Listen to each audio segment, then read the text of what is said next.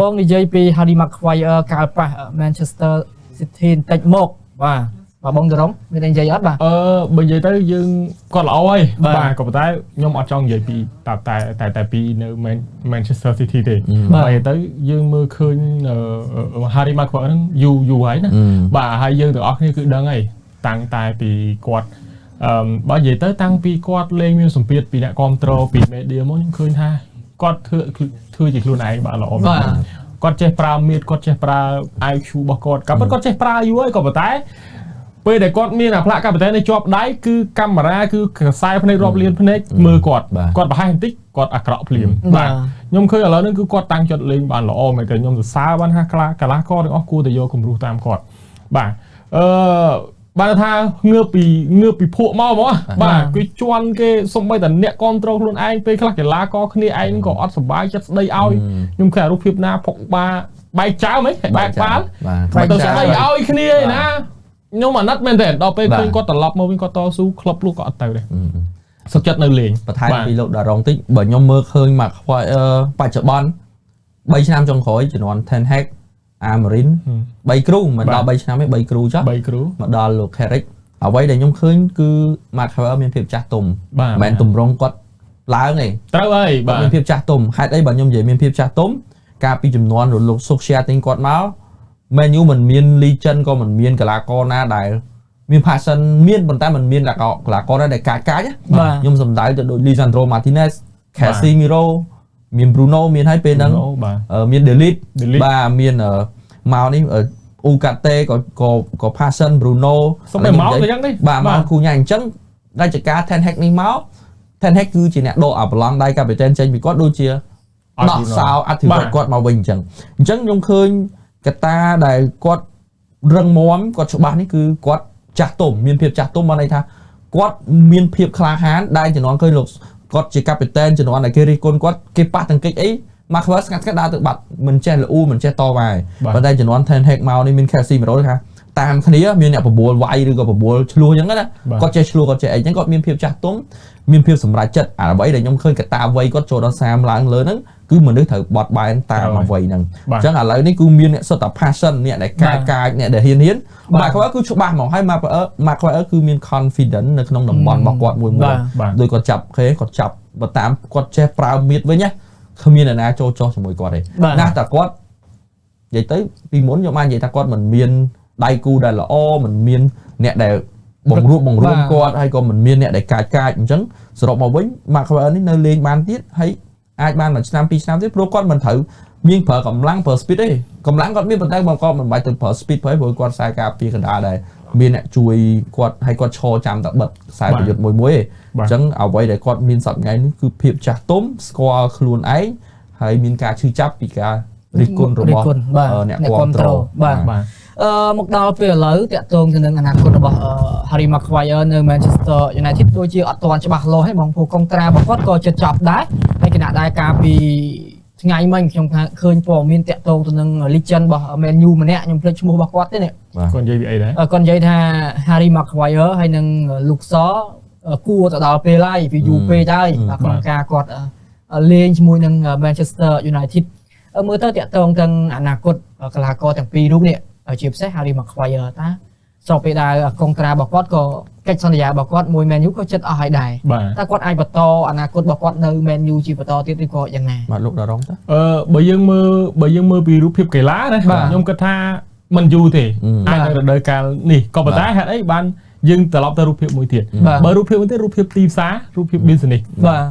បើសិនជាឥឡូវហ្នឹង Man U ចេញសេចក្តីប្រកាសថាអូ Maguire លោកឆោតែរដូវកាលនេះលក់ហើយយើងសម័យទៅមើលក្លឹបដែលចង់បានគាត់Man U ក៏ទៅលក់ឲ្យតែ10លានបានបាទអញ្ចឹងគេសុខចិត្តទុករឿងហ្នឹងសិនគេអត់ទាន់គិតអីទាំងអស់សម្រាប់ឥឡូវនេះកីឡាករក៏មិនឲ្យចេញហើយទិញក៏មិនទិញដែរបើអាចចូលមានខ្ចីជើងអញ្ចឹងខ្ញុំគិតថាសម្រាប់ឥឡូវនេះបើយើងមើលជាអ្នកតាមដានគាត់ពិតជាគាត់គួរចាក់ចេញមែន Maguire ខ្ញុំគិតថាអាចនឹងបានកាលរដូវកាលឬក៏មករដូវកាលក៏ប៉ុន្តែចេញឥឡូវក៏ល្អដែរចេញចុងរដូវកាលនេះក៏ល្អដែរនិយាយថាយើងត្រូវការអា fresh restart ណាបាទហើយ Luke Shaw ដល់លុតដូចគ្នាអញ្ចឹងដែរគឺគួរតែចាក់ចេញហើយក៏ប៉ុន្តែយើងមិនទាន់មានព័ត៌មានពីឥឡូវនេះទេបាទបើសិនជាមានដូចខ្ញុំនិយាយមកអញ្ចឹងMan U លក់កីឡាករ 3-4 នាក់ហ្នឹងចាញ់ឲ្យគង់តែចេញតារាហ្នឹងអញ្ចឹងគេឲ្យ5លាន10លានទៅ ដឹងតែបានក្លឹបណាទៅមុនគឺដឹងតែបានមែនយូគេលេងត្រូវការហើយតែខ្ញុំថាអត់ទេវាអាចនឹងនៅមានអស់ហ្នឹងបាទព្រោះក្លឹបធំៗគឺគេធ្វើការហើយមែនយូទៀតបាទអញ្ចឹងខ្ញុំគិតថា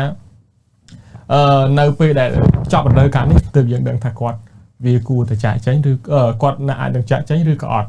តែបើសរុបមកវិញរូបភាពនេះគឺ3នាក់ហ្នឹងគឺអត់នៅទេយើងមើលតែគាត់ចាត់ការជាមួយក្មេងៗមើលបាទ Rashford Højlund Sancho Anthony បាទគឺអស់ហើយបើនិយាយទៅមកOnana ម៉ាឡេស៊ីហ្នឹងក៏បាទអស់ដែរបាទហើយខ្ញុំសូមចូលឆ្លៀតពងនិយាយរឿងកីឡាករដែលនៅក្រៅខ្ញុំសូមឆ្លើយខមមិនបងវ៉ូគេមីងមួយគាត់សួរ YouTube សួរតាក់ទងជាមួយនឹង Rashford Rashford ច្រឡំRashford រឿង Rashford ហ្នឹងក៏ដូចគ្នាដែរក៏ប៉ុន្តែបើយើងមើលការចុះពីអ្នកសិក្សាធំៗដូចជាលោក Fabrizio និងដូចជាលោក Robson ដែលគាត់សរសេរនៅ ESPN ហ្នឹងយើងមើលទៅចេតនាគាត់ខ្ញុំគិតថាតើបាសេមានហេតុផលអីនៅក្នុងការមិនទិញ Rashford តែ30លានហ្នឹងបច្ចុប្បន្ន Rashford គឺជាកីឡាករតែមួយរូបគត់ដែលមាន GA បានន័យថា goal និង assist ច្រើនជាងគេនៅក្នុងរដូវកាលនេះនៅ UEFA Champions League បាទគាត់ធ្វើបានល្អមែនតើនៅឯបាសេបើកីឡាករកំពុងតែរបួសដូចជា Ferran Lewandowski និង Jamal ដែលរបួស Rafinha គាត់ជួយបាសេបានបច្ចុប្បន្នគាត់ក៏ជាម្នាក់នៅក្នុងចំណោមខ្សែប្រយុទ្ធផ្សេងទៀតដែលមានសក្តានុពលរបស់សេដែរហើយតម្លៃតែ30លានបាទ30លានហើយអាយុគាត់ទៅតែ27ឆ្នាំទៀតហើយយើងអត់ដឹងថាកុងត្រាគេចងតាក់ទងជាមួយនឹងទិញដាច់នឹងមិនទេក៏ប៉ុន្តែបើសិនជាតាមខ្ញុំចាំការជួយបាសេឲ្យមួយឆ្នាំនោះសុទ្ធប្រហែលបានគ្រាប់ឥឡូវទៅមួយបាសេសុទ្ធ10ឬក៏15គ្រាប់បានគេទិញអាហ្នឹងខ្ញុំគិតថាអត់ជាបញ្ហាទេខ្ញុំឃើញព័ត៌មានពីថ្ងៃនេះដែរថាRashford អាចនឹងត្រឡប់មកបិសាយក្រហមវិញខ្ញុំគិតថាអត់ទេខ្ញុំគិតថានេះគឺជាដំណឹងឲ្យ Man U តម្លាក់តម្លៃតែប៉ុណ្ណោះតែខ្ញុំគិតថា30លាននេះគឺវាអូខេជាមួយនឹងបាសេគឺអូខេពេកណាបាទព្រោះ Man U គ្មានហេតុផលអីទៅយក Rashford មកវិញទេបាទឲ្យគេខ្ចីហើយចប់មករដូវកាលយកមកវិញចុះបើទុកប្រើវាមិនគ្រាន់បើឥឡូវពងខ្វះស្លាប់ឆ្វេងផងតែបើថាអត់បាសេអត់ទិញយកមកឥឡូវក៏បានដែរចឹងបាទពងខ្វះស្លាប់ឆ្វេងស្រាប់ណាព្រោះហេតុផលដែលគាត់មិនមកវិញព្រោះលេខ10គេឲ្យទៅគូញ៉ាហើយហ្នឹងហើយគាត់ក៏មិនមកវិញដូរលេខដែរតែកីឡាករកម្រមកវិញហើយត្រូវយកលេខថ្មីវាដូចកីឡាករថ្មីគេទិញចូលដដែលហ្នឹងហើយ Man U កាត់ចំណាយ Rashford ហ្នឹងហើយបើគេត្រូវវាយ Rashford ចេញព្រោះប្រាក់ខែគាត់ក៏ខ្ពស់ដែរបាទលេខ1លេខ2ដែរនៅ Man U ហើយបាសេហ្នឹងគេកុកដើម្បីតម្លាក់តម្លៃទេនិយាយស្រួលចេះទៅព្រោះពីបាសេយក Rashford ហ្នឹងដោយសារគាត់អស់ជំរឿដោយសារ Luis Diaz ទៅ Bayern Munich ទេហើយគាត់ក៏មិនមានជំរឿបាន Nico ដែរបាទអត់មានជំរឿអីផ្សេងដូចជាគាត់ចង់យក Nico Williams បាទក៏គេបន្តកងត្រាដល់2031 32ចឹងទៅបើគាត់អត់យកក៏ Rashford ទៅ Man U ដែរបាទបើមិនឥឡូវនេះបាសេមិនយក Man U អាចនឹងឆែ Rashford ទៅណាទៅ PSG ទៅអីបានក៏បានលុយច្រើនជាងត្រូវហើយបាទតែអាហ្នឹងលើបើសិនជា Rashford នៅតែរឹងឬក៏មីនះចង់នៅប៉ុន្តែបាសេគេមិនយកអាហ្នឹង Man U គេប្រាប់ថាអ្នកឯងឥឡូវគេមិនយកអ្នកឯងខ្ញុំមានតែលក់អ្នកឯងទៅអ្នកក្លឹបផ្សេងអ្នកឯងពិចារណាទៅបាទមាន PSG មានតែអត់អីស៊ូទៅលើកពាន UEFA Champions League ជាមួយនឹង PSG ក៏អាចថាបានព្រោះយើងមើលមិនឃើញព្រោះ PSG កំពុងតែល្អហើយទៅខាងឆ្វេងនេះក៏គេត្រូវការគាត់អាចលេងស្ដាំឆ្វេងដូរគ្នាជាមួយនឹងBacola បាទបាឡេអីគេBacola ដែលបាឡេបាទ Desiree បាទហ្នឹងគឺអាចទៅបានអញ្ចឹងបាសេបើអានេះជាការបាសេទេគាត់ថាគាត់គេ deal Man U ថាបោះចោលដុំពេជ្រឬដុំថ្មណាថាពេលឥឡូវដុំថ្មដែល Man U បោះចោលគាត់ជាដុំពេជ្រនៅបាសេតែបាសេមិនបោះមិនយកទេវាទៅជាដុំអីផ្សេងទៀតណាបាទអញ្ចឹងវាមួយណាអាពាក្យនេះខ្ញុំឃើញច្រើនតាំងពីកីឡាករមិនមែនថាសេរីឥឡូវទេសេរីមុនចាក់ចេញណាក៏ប៉ុន្តែឥឡូវយើងនិយាយថាអូ Anthony ចេញល្អឥឡូវរដូវកាលនេះមិនអូ Haaland ទៅល្អ McTominay ល្អមែនណាព្រោះគាត់នៅ Man U គាត់ល្អដែរ Rashford ទៅល្អដល់ពេលដល់យើងត្រឡប់មកវិញខ្ញុំមើល Man U យូរហើយបើនិយាយពី 3-4 ឆ្នាំចុងក្រោយនេះតាំងពីគ្រូថ្មីអូឡេមកដល់ឥឡូវគឺខ្ញុំមើល Man U ច្រើនមែនតើហើយខ្ញុំឃើញកីឡាករដែលថ្លៃទាំងអស់នោះគាត់ចាក់ចេញទៅក៏ប៉ុន្តែអ្វីដែលខ្ញុំមើលឃើញមួយទៀតដែលច្បាស់បំផុតគឺនៅពេលដែលខ្ញុំឃើញអ្នកទាំងអស់នោះពាក់អាវ Man U ពួកនឹងលេងមិនខ្ញុំមើលឃើញទាំងអស់ពួកនឹងលេងមិនពួកនឹងមានអត្តចរិតមិនពួកនឹងបែកធ្លាយរឿងអាស្រូវមិនគឺនៅបិសាយក្រហមហ្នឹងគឺយើងដឹងទាំងអស់តែហេតុអីបានទៅប្រៀបធៀបនៅពេលដែលគាត់ពាក់អាវក្លឹបផ្សេង bởi con lõ con tao na cả lõ này mà phải mà phải ở nơi menu này on còn nên đấy lõ còn nên khăng rồi này lấy dương mơ Bruno mà Bruno tăng bị quạt châu mong miền đài miền thà rồi đời cả nào mới được quạt thừa ban lõ thừa ban lõ là hút Corona quạt thừa ban lõ tụi mình không có quạt nơi tại lõ trong mà cái lạ coi đại lõ tao na cả lõ đây ở miền từ ô lên club miền cả anh tao nói crew á ở đây đối bài crew đạm mình chăm ấy bài nhưng cái ta cái lá có tràn chi cái lá có hay crew thôi mà đã đợt đô crew muối cái lá có với tay ta rotate kia plap đô muối ấy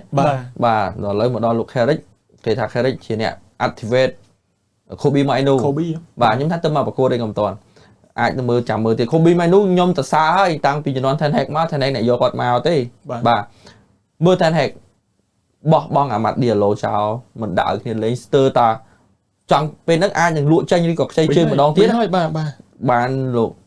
rút Van Nistelrooy máu bạn tị hay có Amorim móc nó đã lên bình mà chẳng ra chỉ ca crew muối cứ miếng cà phê đâu rồi chẳng bởi dương bật tô lừa crew anh đang mau bị dương sờ lạnh cái là khó đi bởi dương sờ lạnh chỉ cống dương mưa tới tham mau pi cái ta crew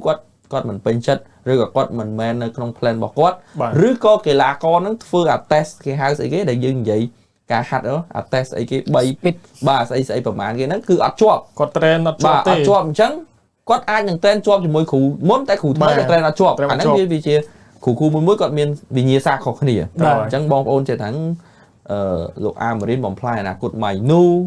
vì mền chẳng tới mày nu tơ mà dụ mà pay buồn đảo mà pay tên ở pe trái nè bởi dương priệp thiệp tới đó là chúng nó lục ta sợ lấy post score dụ mà pay pin pay bấy còn nếu cuối bầm rong đài cả mình toàn fit mình sẽ bác cứ mình ao tới lê khôi tùm rong lơ tráng ấy khôi nào cột kia thì chẳng là bởi dương priệp thiệp tới xa lớn ní miên ca sờ lanh lơ là có tam riêng khốn vì chỉ thò mà trên này bảo tốt thì mỗi tí pi vì ca tranh pi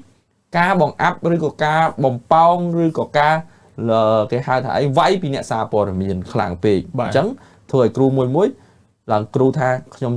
không chọn ra là lấy ra không crew bên này anh chọn là không đan anh đi đan anh nút nè anh mình mang hạt phong mình đăng đặt kia mày phóng được cho non thành hẹn chứ bây mình đăng riêng ấy mình đan anh nút tọt bài kia nọ ra sword kia tới đấy đa liền giúp đa crew đã mất nhưng đăng riêng chắc bản chẳng pe màu vào tôi là crew mình men crew muối bằng play là cột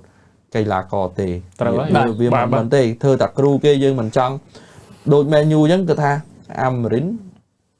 Ten Hag bom play là cột Hojlund để Hojlund mau menu mình cào bởi những cái tư vấn thì sao Hojlund mau mình lại để sao mình nói Paul về liêm mình là gan not the right time á nè rồi bây giờ change tới Italy tới có lúc đâm bị ông lên là ai đây bây giờ còn tới Italy tới lúc gì nghi còn là dê chương xuất trầu dê trước bên này màu đồng khán ông lấy còn đặt kích bạch con là anh kích ha partner đấy còn là đây đi đặt kích nó cứ cái mặt đỏ bà đấy toàn bà không bà rồi là Bruno chứ còn là rút khơi nhá video này cái bên là đâu gì quá từ thẹn cái này đùa nữa và nó còn làm toát ba đó cái con họ kích thằng anh xuất chừng cho nên cái toát những đùa bà đây chẳng sự mò không lưu viên mai mũi khó cái này bà cho mò ôi bà không phe tháo mặt Tom mình này từ Italy chụp chơi Hojlund từ Italy chụp chơi anh ấy việc khó khăn lịch mũi khó khăn này cho nên bà cái này nó nhom trăm bàn xong đây Evra bà xong đây Evra nó quật vậy nó không podcast của mũi legend kia quật thà nơi năm này quật mốc năm đó people ô đây chỉ people buôn pram của muối này bà còn đang chọn khỏi đâu là đô mà tịnh đa này nó về để quật nó về để sợ lại tinh quật á quật thà về nó quật cứ chia cái thà top 5 defender nóធ្វើបារម្ភបាទ top 5 ចឹងបានថាពី1ដល់5ចំណាត់ថ្នាក់ខ្សែកប់ពីកម្ពុជានឹងគឺមានគាត់ម្នាក់ឯងបាទពេលហ្នឹងអត់ដឹងមានណាគេ Maldini ឬក៏ Cafu កន្លោះអត់ដឹងទេដឹងតែមានគាត់ម្នាក់ហ្នឹងហើយបាទនៅពេលដែល Sir ទិញគាត់មកនៅ Premier League នេះនៅពេលដែលគាត់វឹកហាត់នៅពេលដែលឃើញគាត់លេងជាមួយនឹងក្រុមតូចគាត់ថា School Gig អ្នកផ្សេងទៀតសោយគាត់ទាំងអស់ហេតុអីបានខ្សែការពារលំដាប់ top 5 រត់យឺតម្លេះ